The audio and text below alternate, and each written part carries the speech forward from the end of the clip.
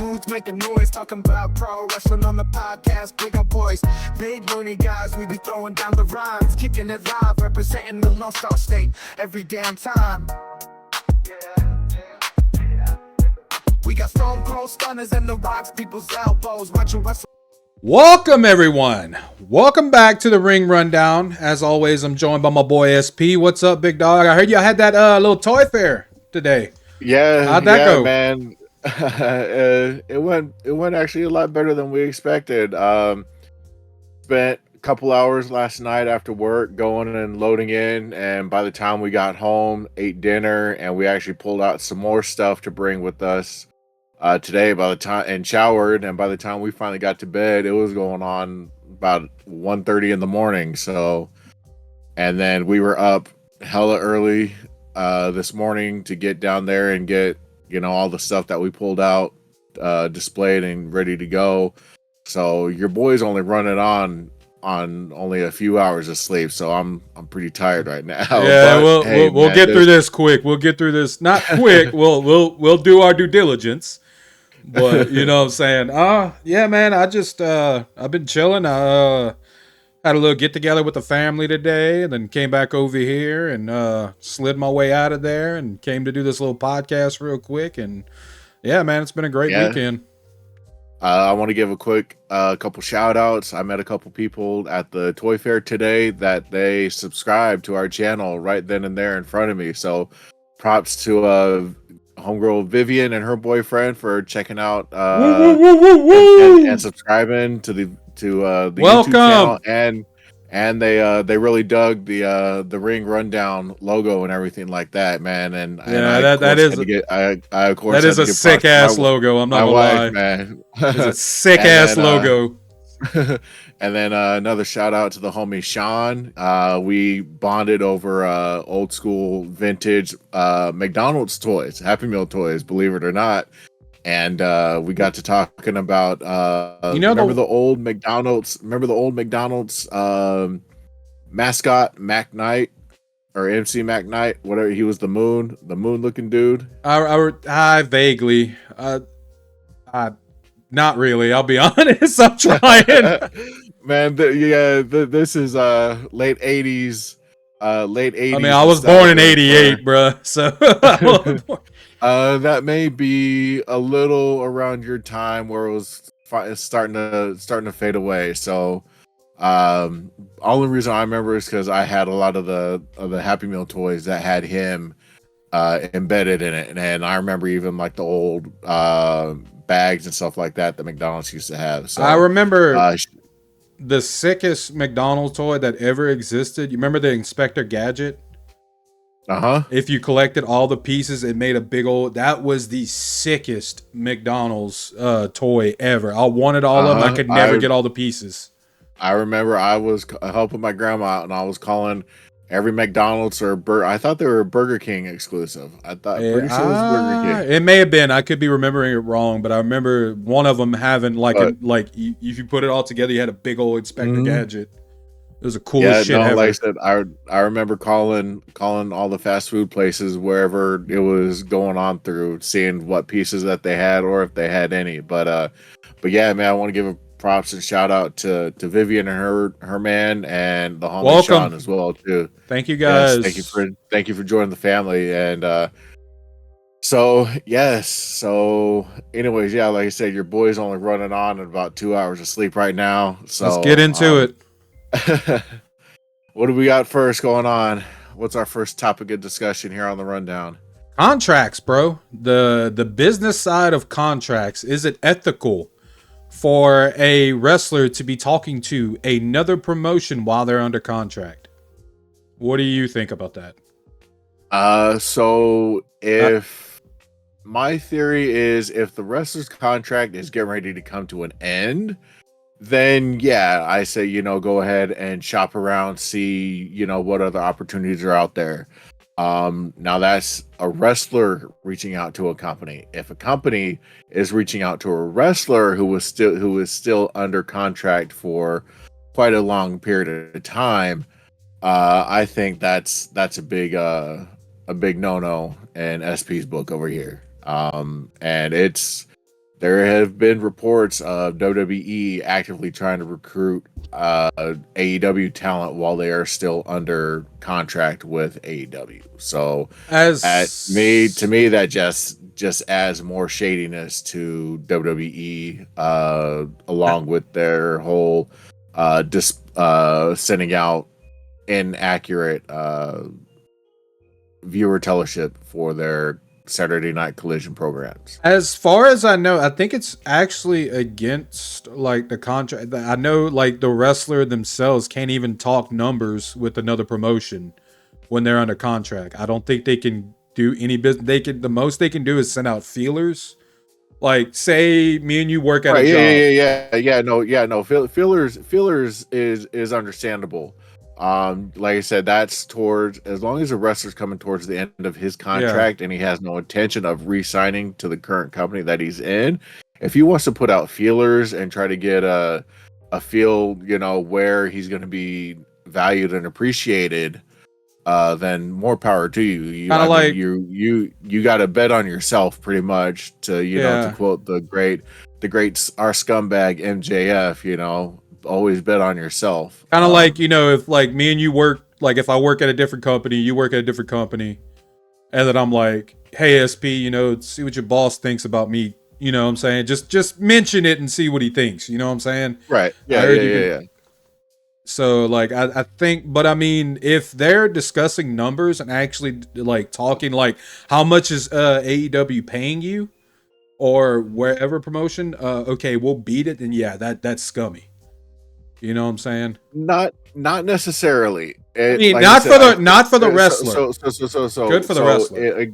So again, if the wrestler is coming towards the end of his contract and he's the one starting to put out feelers and he gets in discussion with a different promotion, and if they want to try to discuss like, okay, here is our base pay package of what we're offering. Then the wrestler could either say, hey, that's cool, or, say, hey, this is, what I'm making here.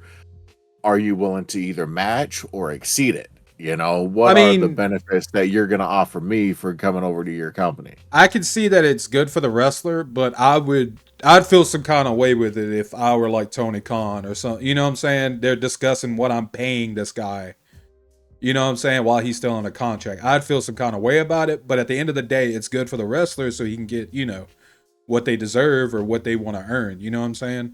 Mm-hmm. So right now, again, this is only in regards to if they're getting towards the end of their contract. Now, if they just signed like a 3, 4, 5-year deal, and then another promotion is actively trying to headhunt them and trying to get them, hey, we're interested in you. I could understand, a company saying, yeah, we're interested in you, but trying to jump in and try to steal me away from the company that I just signed to, that's kind of dickish move.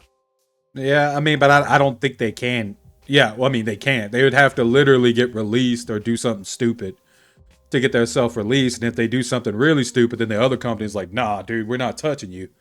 You know what I'm saying? I mean, it's a sticky situation when it comes to that legal stuff. It's, you know what I'm saying? You can get in the weeds with it.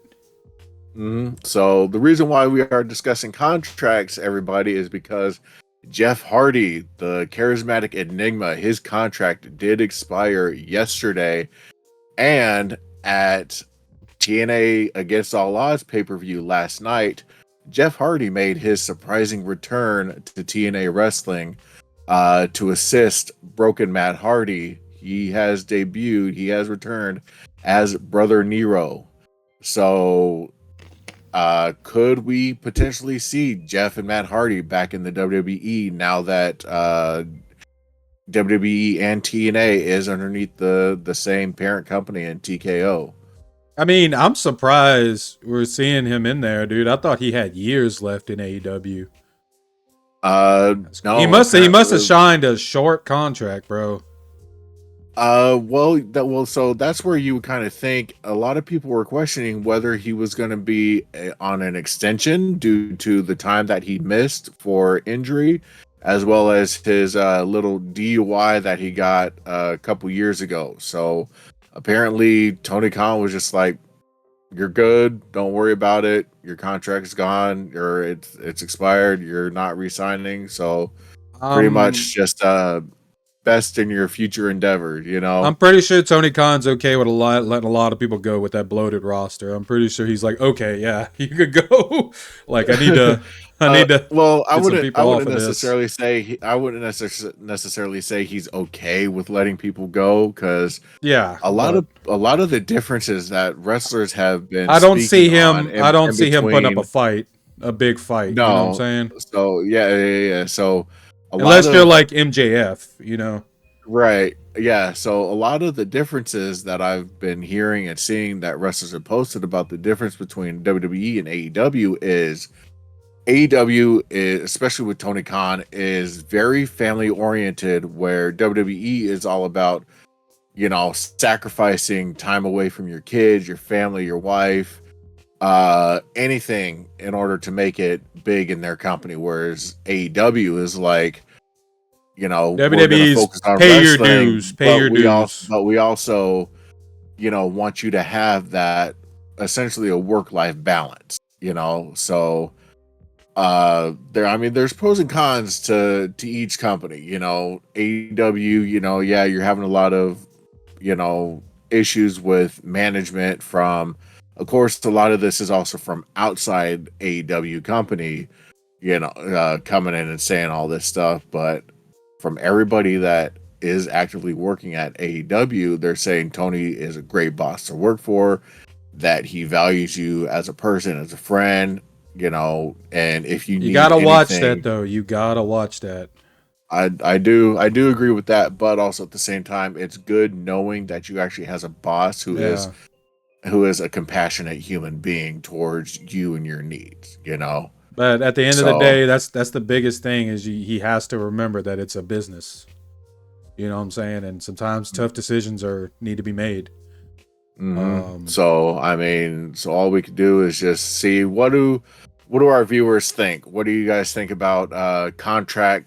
I guess you could say sniping, or trying to recruit wrestlers who are in the middle of their contract to their company. You know, whether it be WWE, AEW, TNA, MLW, CMLL, AAA, any sort of major league promotion. You know, what do you guys think? Let us know in the comments below. Thank you. All right, next up we have, speaking of contracts coming to an end, Mr. Ricochet was. This is obviously how they're gonna write him on TV. Put him through a windshield. Dang, bro. Beat the snot out of him. As they say, when you leave a promotion, you have to leave looking up at the, you know what I'm saying? And that's what he did. You have to, looking up at the lights. Yeah, you leave on your back. Yeah, so the reason why I brought this up is to kind of let's go back a ways to a certain quote greatest wrestler in the world who had an issue with some real glass being used in a FTW match at All In. So that was real glass. That confirmed. Dang. Okay. Keep going. Yeah. So yeah, it's funny. Where's the outrage from CM Punk on that? Is he gonna get up in Braun Breaker's face and try? You know that ain't happening. That ain't happening. Nope. So that's why I wanted to discuss this. Is it possible that the only reason why CM Punk made such a big deal out of it against Jack Perry was because of Jack Perry's stature and size? You can look at the dude ain't no fighter, bro. You know what I'm saying? A fight, but it would be very different between getting his face and this guy, former linebacker. Face, you know what I'm saying? I think, but that's what I'm saying though. If you're gonna have an issue with somebody using real glass, you need to be straight across all levels of the playing field. Keep that same energy. Keep that same energy is what you're saying. If you're gonna go off on somebody who is obviously smaller in size than you about using real glass and how you don't need to do any of that mess, and then you're gonna go and sucker punch them and try to choke them out, but then you go to a new company and somebody that's as big and bad as Braun Breaker is, who's going to use real glass by putting a wrestler through it with a power slam or with a body slam, a running power slam. That's what it was. But yet you're not gonna have a word or two with him. Well, like, come on, dude, come on. My theory is they probably didn't give a shit what he thought. They just did it and they didn't care. Because I know, like at AEW, for instance, CM Punk had a lot of say so. He does not have that say so in WWE. They probably didn't even think about it. They're like, so what? We're going to do what we want to do. And I can promise you they didn't ask for no permission. They didn't even consult them about it, as they shouldn't. You know what I'm saying? Like, No, who are you? No, they should have. I mean, CM Punk has absolutely Worry no about your pull, own and shit. I think it was kind of ludicrous for Tony Khan to give, some sort Him of that much power. That sort was of the problem. That was backstage. mistake number one.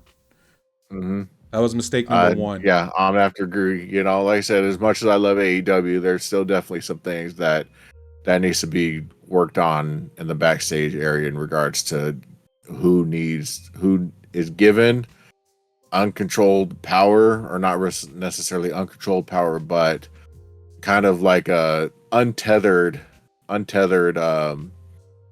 control in the backstage area. Got to keep him. I mean, look at what happened with the last company that did that with, what I'm saying, giving the stars so much booking power. Look, WCW, Kevin Nash, Hulk Hogan, So I mean, that's going on a side thing, but yeah, like I don't think they even thought about Punk. They were just, we're doing it, whatever. Who cares what he thinks? Yeah, no, but you are right. I don't see him. What I'm kind of getting to. I don't see him getting in Braun Breaker's face and telling him. I don't see that. No, like I said, if you're gonna try to enforce something in one company you're at, only just because the guy that you're saying it, that is a good point. I didn't think about smaller that, than though. you. But yeah, you jump to a different company and somebody goes and does pretty much the exact same thing, and you're very quiet about it, Mr. Brooks.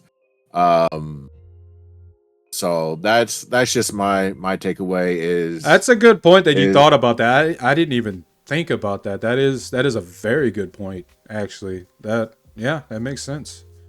Unagi. Yeah. I don't know what that means, but okay. you gotta watch Friends. Okay. Have you ever watched Friends? I never have. Watch Friends. That's you'll understand. You'll understand the Unagi thing. That's one show I never gave a chance to, and I probably should, because everybody tells me I need to. So I didn't when it was first on, and it wasn't that until, and The Office. People tell me that it wasn't in The Office. until The Office. Actually, I started just because it was during the first year of the pandemic, and we were working from home, and I needed something to watch on Netflix. So I'm like, oh, I hear lots of good things about The Office, and so I started, and I laughed quite a bit during The Office, and then of course I teared up and cried during some of the sad moments and stuff like that. That's me. Your boy SP is a big softie, so you little hoe. No, I'm joking. But I'm also hardcore like avocados, like an avocado pit. So, or avocado. Yeah, that's it. Hardcore like an avocado. Shout out to Mr. Fuentes there on that. Oh, Mr. I forgot about that dude. Is he all right? That was Mr. Fuentes. Shout out to Mr. Fuentes, y'all. No idea. I haven't seen him we haven't been into any of Austin's shows, so I couldn't tell you if he's still performing or not. But yeah, he was a cool dude. All right, enough of the Real Glass debacle. What do we got next? Andrade, bruh, seems to be upset once again in another promotion. He went from one promotion to another promotion because he was upset. Now he's back at the promotion. He's upset again. Yeah, so he returned at the Royal Rumble.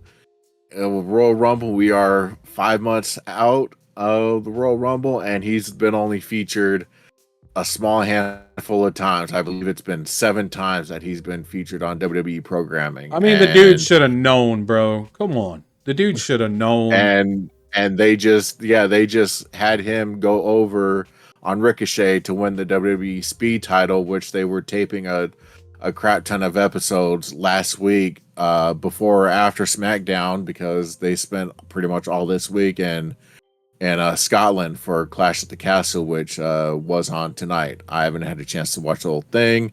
I barely got into the first match, which is the I Quit match between Cody Rhodes and AJ Styles. I mean, what did the dude expect? I mean, he should have known this is going to be the same thing. He keeps trying to go from the grass greener to the other. You know what I mean? And yeah, he keeps trying to go to where the grass is greener, but yet ends up being in a pile of hay, pretty much. You know? Yeah, and I mean, like, he was starting to get some TV time in AEW. You know what I'm saying? Maybe not top of the cards, but he was starting to get some good TV time and getting some good stuff going. So I mean, what did the dude think was going to happen? You know, like, and I'll be honest with you, I'm throwing smoke. If I were Tony Khan and he tried to come crawling back, I'd be like, no, dude, we tried that already. I'm just being honest. Like, and I think a lot of it is to do is the dude he's been performing in the United States for how long? Many years. And his English is still not that good. I mean, I know it's gotten better, but it's still not all the way there yet. So you could say the same thing about Arnold Schwarzenegger. I mean, you know, he's been in the States since. I mean, that's still better than that. Come on. Go. Yeah, his English is still not, like, he still has to have a mouthpiece, bro. Arnold Schwarzenegger don't need no mouthpiece. Like, but I get what you're saying, but like, he still can't really speak. And I'm not saying that's the only problem. I don't know what the problem is. But I said this ahead of time. I was like, before he left AEW for WWE, I was like, it's a bad mistake. He's just gonna get lost in the shuffle again. I was like, what does he want? He's got, you know what I'm saying? I was like, he's actually getting some TV time and everything. The dude's immensely talented. Oh, without a doubt. Hands down. I'm not saying that doesn't need to be said. Like, I think just the issue is just the bloated rosters, man, in both companies. I don't know if he'd be maybe better off going, you know, trying his hand there in AAA or AAA, CMLL, MLW. I think he would be good. Maybe NJPW, maybe TNA, New Japan. I think he'd probably do really well. Like I said, the dude's got what it takes to be a big star in the business. My whole problem is this dude was so hell bent on leaving AEW because he thought and then he's in the same you know what I'm saying? I said it before. I was like, dude, he's just gonna get swallowed by that roster again. And then look what happened. So I mean, what do you want, bro? Like, you know what I'm saying? Like, I'm not trying to sound like a, you know, Mr. Downer here, but I said it from the beginning. Maybe he should. Maybe when Charlotte returns, he'll just let his contract expire and go and be a stay-at-home husband and live off that Charlotte Flair money, because you know she's making a big payday. I like the idea. Big payday. Oh yeah, I think she's like the highest paid female superstar as of now. Yeah, and I was about the idea of him pairing with Ric Flair. I thought that would have been great. Ric Flair doesn't need to be wrestling, though. That's the thing. You don't think? Ric Flair does not need to be in the ring at his age. Going back to Kill Tony, you're right. Okay, I remember his appearance on Kill. Yeah, you're right. The dude had a heart attack in his last match, tag teaming with Jay Lethal. Man, like, you're right. The dude just needs to. I was thinking maybe just a mouthpiece, but after his last appearance on Kill Tony, yeah, you're probably right. It's not a good idea. You're probably right. Oh, so speaking of mouthpieces, let's delve into the world of promo work. Who has the best mic skills? Well, we all know work on their mic skills. Now, okay, when it comes to like the head of the table, that's never been his strong suit.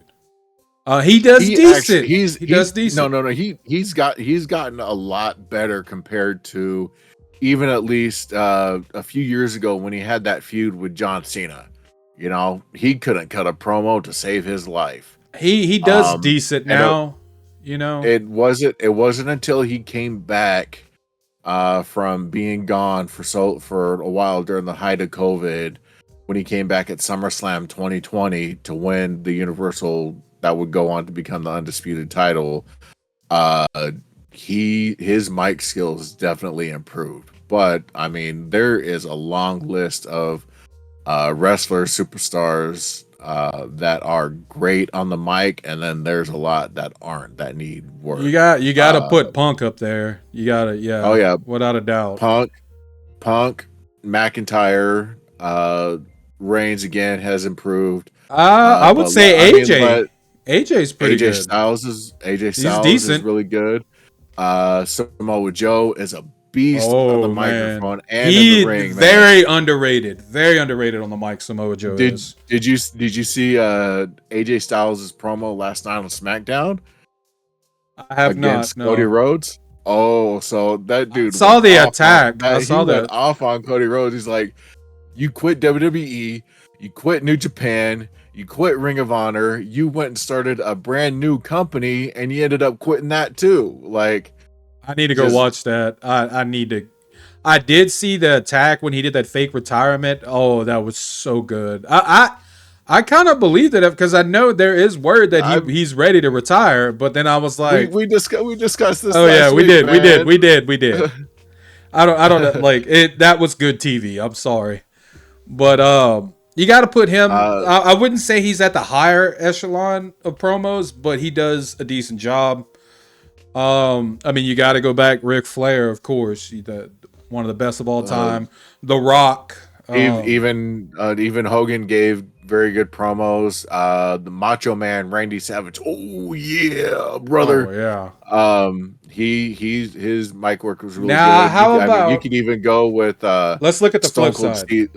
Stone Cold Steve Austin was really great promo. He gave the best promo of his life at King of the Ring pay-per-view 1996 when he established Austin 316 means I just whipped your ass. I remember that like it was yesterday. Okay, yeah. Now let's look at the flip side on who Bobby Lashley. Bobby Lashley does. Mercedes Moné. She's a talented wrestler, but she definitely needs work on her promo skills. Even Swerve Strickland was kind of there who needed some work, but he vastly improved. Oh, he has that whole swagger going now. Time. Yeah, he has that whole swagger thing going on now. So, let's see. On the other side, we forgot to. How did we forget MJF, bro? One of the best in the business right now. Yes, definitely. He is schooling. He knows how to. Yeah, like we discussed last week. Man, he put Roosh over while burying him at the same time. And yes, Jack Perry was horrible to begin with. Ever since he became the scapegoat in New Japan, he still ain't got it, bro. No, his promo work has excelled exponentially. Maybe that he has a good, there's no wishy-washy about that, dude. Like, this dude is, I'll have to watch more, but I just didn't in his promos. Well, maybe now that he actually has a solid character, the Jungle Boy thing. What can you really do with that? No, nothing. But watch his promo that he gave after his match with Dustin Rhodes just this past night on Dynamite. I didn't get a chance to watch it. I saw clips of it, and he delivered. That dude is starting to deliver. And I mean, to take an old adage, he's firing on all cylinders right now with his promo work, his ring work, everything about Jack Perry as the scapegoat. All right, let's take a look at reinvented his career. Let's take a look at the pillars. What about Sammy Guevara? Needs work. Yeah, he's definitely work. Yeah. Let's see. I don't find I'm talking. Oh crap.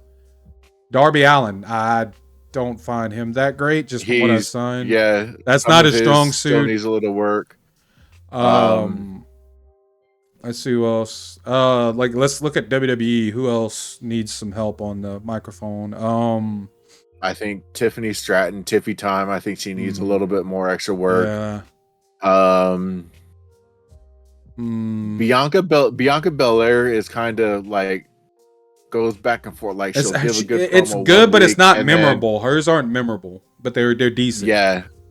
There's a lot of, hate to say it, female wrestlers who give good ones, but they're not. They don't have the Top-tier same level. they don't have the same power like MJF when he gets a promo. I remember it. You know what I'm saying? Like, oh, that was fire. Or I don't get a lot, and I'm not trying to be weird, but I don't remember a lot of the female ones, except for I think Bailey does good. AJ Lee was good. AJ Lee did good. I remember hers. Let's see. Who else is there? That's Sable did when she had to back in the day.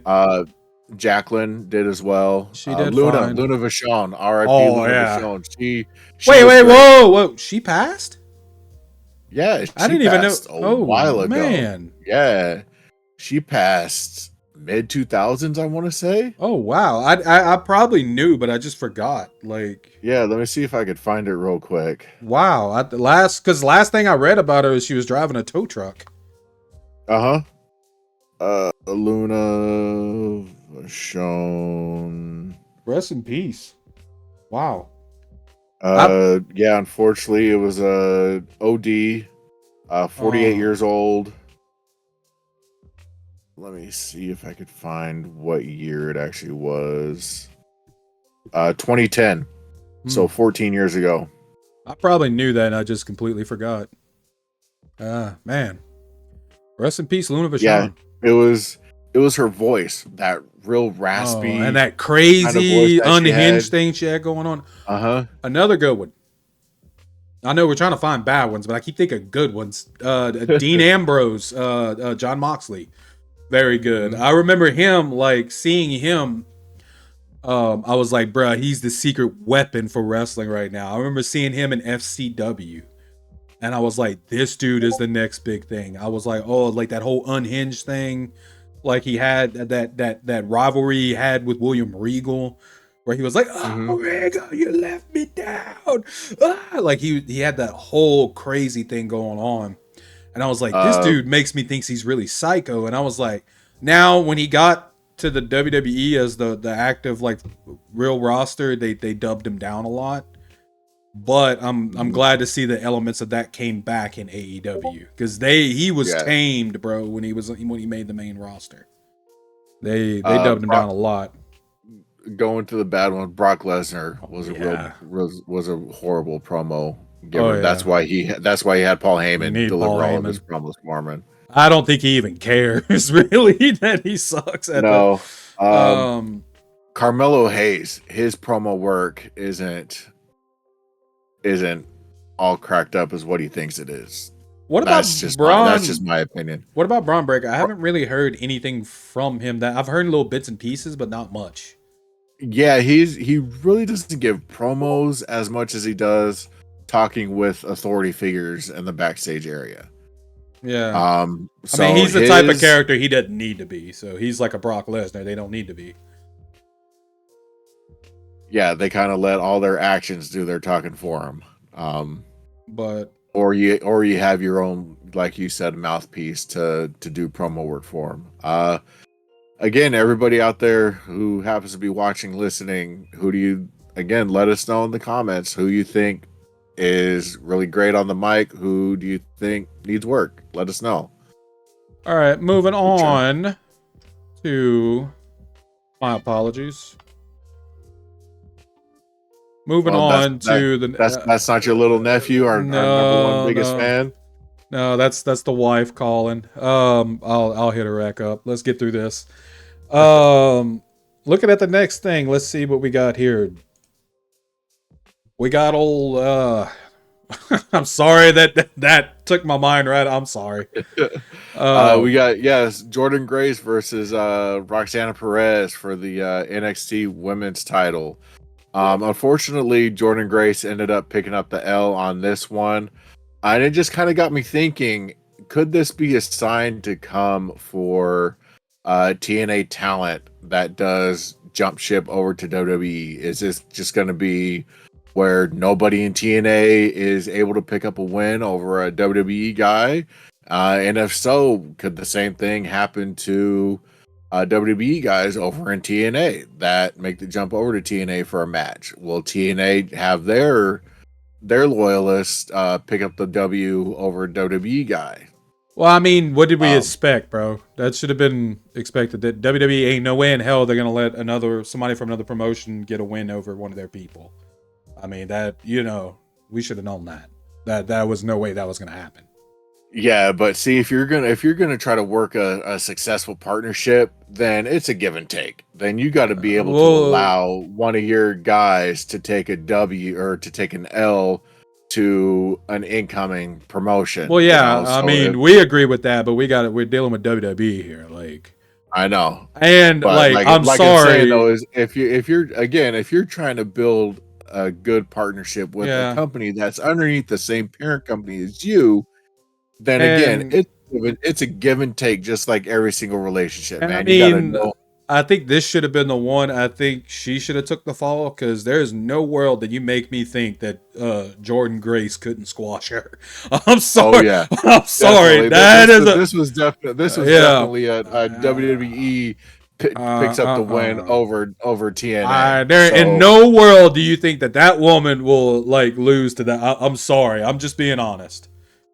That's a powerhouse right there. I'm sorry. Jordan Grace is a powerhouse. I remember watching her when she was going by Thick Papa Pump. Well, when she was more Oh, thicker and wasn't as cut and what were lean they as she is called? now. Team Pog. That was her tag team, Team Pog. I remember that. Yeah. I liked her. We're not gonna get into all that. So this is a question to our listeners and subscribers out there. Do you think if a company is working hand in hand with another promotion, do you think that the other promotion's stars deserve to get a W periodically, over the company that they're coming into, or that they're walking through the forbidden door to, so I would say yes, but like we'll just have to see how it plays out. All right, moving right along, we've seen Miss Rebel at NXT taping. Now, I think that this is probably not something really a big deal. She's probably just visiting friends. You know what I'm saying? Mhm. What do you know about this?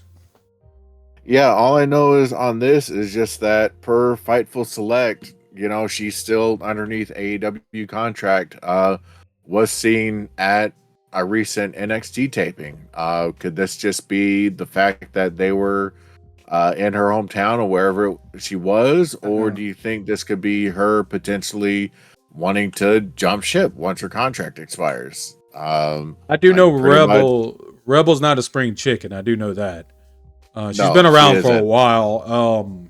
I think she would fit good in NXT, but what my guess is probably it was at her hometown and she probably just visiting friends is what usually happens. You know what I'm Possibly. saying? Possibly. So again, only thing we know in the world of wrestling is we don't know until it happens. So Right on. We'll just have to see how it plays out. yep, that's all we could do. All right, moving right along to our looks like our last topic. Or we wanted to pick another wrestler to highlight for our LGBTQ Pride Month. I chose Mr. Darren Young. So Darren Young, man, I don't feel like this guy got a fair shake. I think he could have been top tier, top talent. I don't know. He never really I think the work that he was doing with Bob Backlund in was WWE, great. remember that? Remember Yeah. that? I think that was top tier, and that could have went somewhere. I'm really surprised this guy. And now, I always found it weird that he came out and he announced that he was part of the LGBTQ plus, and he was released within a couple of months after that. I mean, I don't know if that's anything. And also at the same time, I would never want him to be pushed for that. I would want him to be pushed for his talent. And I feel like he never got a fair shake, and I think the guy is tremendously talented.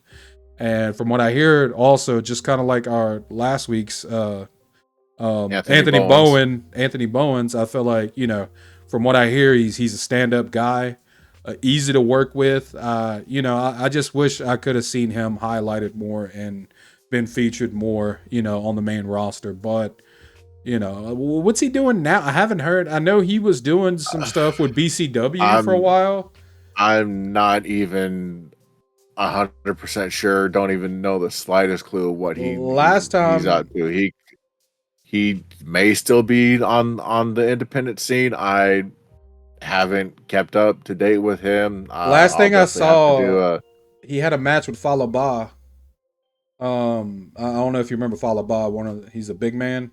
He had a match with Falaba, and he put Falaba over as being one of the best big men on the in the scene. So, I mean, he puts over people a lot, like out on the independent circuit. So I just, man, Yeah, but I mean, hope he's doing I mean, good.